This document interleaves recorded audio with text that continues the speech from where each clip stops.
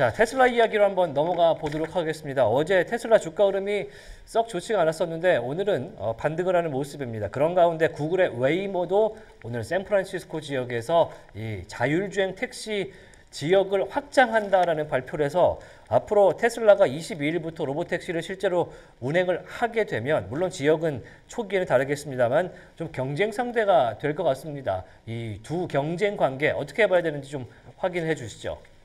네, 이번에 이 테슬라의 어떤 자율주행과 관련된 리포트를 가지고 이 블룸버그 인텔리전스에서 한번 이 테슬라의 데이터와 웨이모의 데이터를 비교해 봤는데 굉장히 좀 테슬라의 데이터가 압도적으로 좀 좋게 나왔습니다. 우선은 결국 이 테슬라 전반적으로 이 자율주행하려면 굉장히 많은 데이터가 필요한데요. 그런데 이 데이터량 그러면 몇 마일 정도 각각 지역들이 가지고 있냐? 테슬라 같은 경우는 거의 사실상 이제 모든 테슬라 차량에게 다 FSD를 좀 탑재가 많이 되어 있다 보니까 소프트웨어가 탑재되어 있다 보니까 거의 한 30억 마일 정도 데이터를 모았지만 이 웨이모는 약간 소수의 차량만 가지고 좀 많이 비즈니스를 하다 보니까 모은 데이터 한 2,200만 마일 정도라고 했습니다.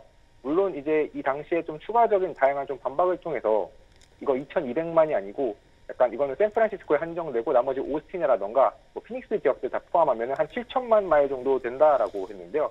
그렇지만 7천만 마일이 좀 넘는다고 하더라도 30억 마일과 비교했을 때는 여전히 이게 좀 많이 차이가 나는 만큼 이 데이터량에서 분명 좀 테슬라가 가지고 있는 충분한 장점이 있다라고 볼 수 있겠고요.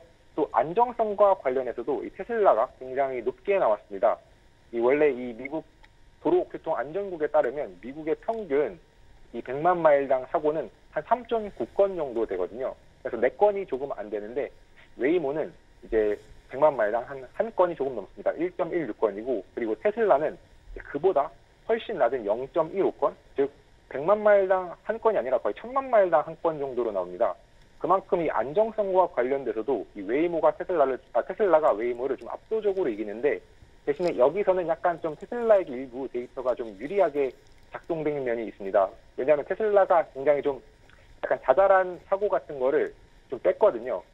그리고 또 여기 있는 데이터 중에 하나가 웨이모가 아직 그 25년 1분기 그 데이터를 그렇게 함께 비교한 것이 아니기 때문에 24년 4분기 데이터이다 보니까 약간 테슬라에게 유리한 것이 있지만 그 미국 도로교통안전국에 따르면 테슬라 사고가 전체 테슬라 자체 사고의 한 15%만 표기한다라고 해서 그것을 이제 다시 그럼 15%니까 그것을 다시 100%로 맞추게 되면은 한 웨이모에 비해서 약 10% 정도 이상은 10% 정도는 충분히 이 안정성 더 높게 나옵니다.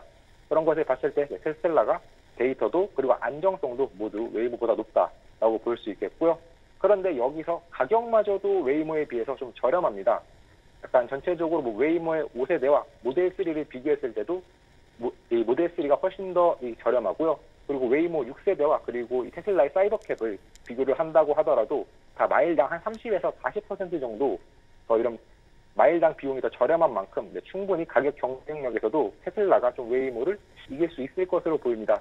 특히나 이제 웨이모 같은 경우는 사실 어쩔 수가 없는 게 일단 라이더를 쓰다 보니까 비용이 확실히 좀 오를 수밖에 없고요. 테슬라는 상대적으로 좀 저렴한 카메라들을 가지고 소프트웨어를 해결을 하다 보니까 이런 가격 차이가 나온 것 같습니다. 그리고 다만 그럼에도 불구하고 그럼 웨이모가 정말 아예 좀 비즈니스로 경쟁력이 없냐라고 한다면 사실은 좀 그렇지 않은데요. 특히나 일단 라이더이다 보니까 분명 조금 더 정교한 부분도 있고 이와 관련해서 이 웰스파고 같은 경우는 분명히 웨이모가 2025년에 약 1,800만 건 정도로 분명히 좀 전체적인 어떤 로보택시 건수는 적지만 2030년까지 가면 한 4억 건이 넘을 것 같다.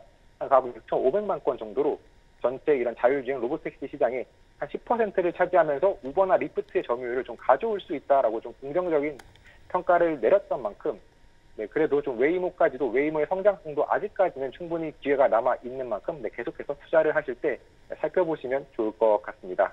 네.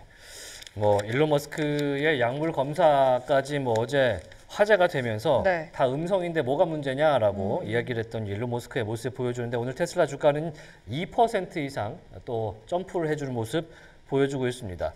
그런데 JP 모건이 테슬라 매도 콜을 냈어요. 그러다 보니까 상당히 좀 의아한 모습도 있는데 네. 셀 테슬라 그리고 다른 걸 좀 대신에 사라라고 콜을 냈는데 어떤 내용입니까? 네, 우선은 이 JP 모건이 사실 테슬라를 좀 매도하라고 했던 이유가 결국에는 이 인도 실적이 좀 안 좋을 것 같다라는 점입니다. 일단 뭐 사실 이거는 뭐 웰스파고도 사실 2분기에 이 테슬라가 이 프리캐시 플로우가 마이너스가 될 거라고 전망을 했거든요. 그리고 그 이유는 역시나 이 인도 실적이 안 좋을 것이기 때문이었습니다. 그래서 테슬라가 사실 물론 테슬라를 투자하시는 분들은 단순히 전기차뿐만이 아니라 뭐 로보택시, 나아가서 이 휴머노이드 로봇이 결국에는 막 우주까지 가는 그런 것을 또 생각하고 투자를 하다 보니까 이 부분이 분명히 크게 고려하지 않을 수 있지만, 또 이런 IB들은 이런 전기차와 관련된 현 시점에 돈을 버는 부분을 좀 중요하게 보다 보니까 이렇게 테슬라 매도를 좀 콜을 했고요.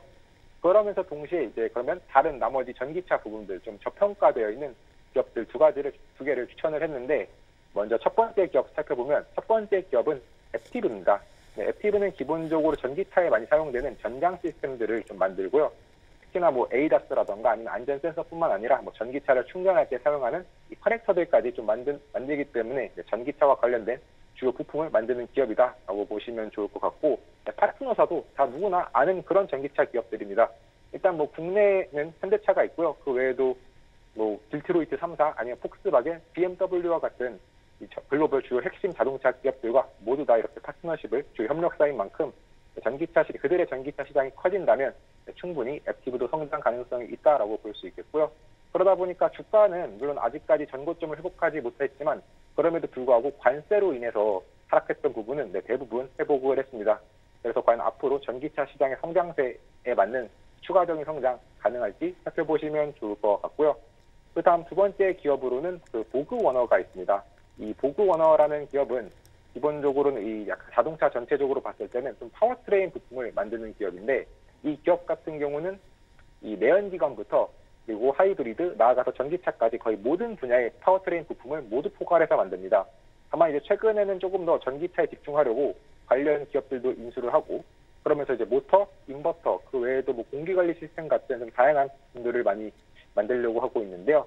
역시나 이 기업 역시도 뭐 토요타를 포함해서 딜트로이트 3사라던가 아니면 뭐 르노, 폭스바겐 등 굉장히 다양한 기업들과 좀 파트너십을 맺으면서 전체적으로 어떤 전기차 시장의 어떤 헤게모니 안에서 절대 벗어나지 않기 위해 노력하고 있는데, 다만 이제 주가 같은 경우는 여전히 확실히 좀 최근에 관세 이후에 좀 회복하는 모습을 보였지만, 역시나 마찬가지로 앱티브처럼 아직까지 좀 전고점을 회복하려면 시간이 좀 필요한 만큼 앞으로 이 두 기업들 모두 다 이제 향후 전기차 시장의 성장세에 올라타서 다시 한번 신고가를 좀 경신할 수 있을지 살펴보시면 좋을 것 같습니다. 네.